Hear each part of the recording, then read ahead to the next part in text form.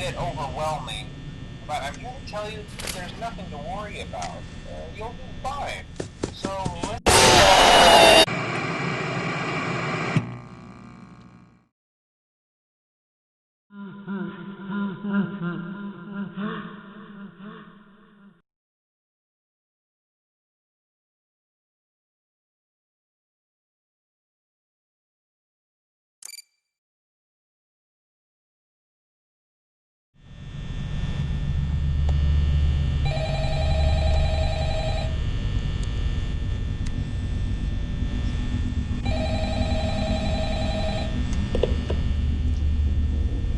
Hello? Hello? I wanted to report a message for you to help you get settled on your first night. I actually worked in that office before you. I'm finishing up my last week now, as a matter of fact, so I know it can be a bit overwhelming, but I'm here to tell you there's nothing to worry about. You'll be fine. So let's just focus on getting you through your first week, okay? Let's see. First, there's an introductory greeting from the company that I'm supposed to read. It's kind of a legal thing, you know. Welcome to Freddy Fazbear's Pizza, a magical place for kids and grown-ups alike, where fantasy and fun come to life. Fazbear Entertainment is not responsible for damage to property or person. Upon discovering that damage or death has occurred, a missing person report will be filed within 90 days or as soon as property and premises have been thoroughly cleaned and bleached and the carpets have been replaced. Blah, blah, blah. Now, that might sound bad, I know, but there's really nothing to worry about. The animatronic characters here do get a bit quirky at night, but do I blame them? No. If I were forced to sing those same stupid songs for 20 years and I never got a bath, I'd probably be a bit irritable at night too. So remember, these characters hold a special place in the hearts of children and you need to show them a little respect, right? Okay. So just be aware, the characters do tend to wander a bit. They're left in some kind of free roaming mode at night. Something about their servos locking up if they get turned off for too long. They used to be allowed to walk around during the day too, but then there was the bite of 87.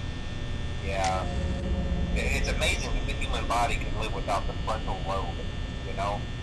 Now, concerning your safety, the only real risk to you as a night watchman here, if any, is the fact that these characters, if they happen to see you after hours, probably won't recognize you as a person. They'll most likely see you as a metal endoskeleton without its costume on. Now, since that's against the rules here at Freddy Fazbear's Pizza, they'll probably try to forcefully stuff you inside a Freddy Fazbear suit. Now, that wouldn't be so bad if the suits themselves weren't filled with crossbeams, wired, animatronic devices, especially around the facial area. So you can imagine how having your head forcefully pressed inside one of those could cause a bit of discomfort and death. The only parts of you that would likely see the light of day again would be your eyeballs and teeth that pop out the front of the mask. Yeah, they don't tell you these things when you sign up. But hey, first station in Breeze. I'll chat with you tomorrow. Check those cameras and remember to close the doors only if absolutely necessary. Gotta conserve power. Alright, good night.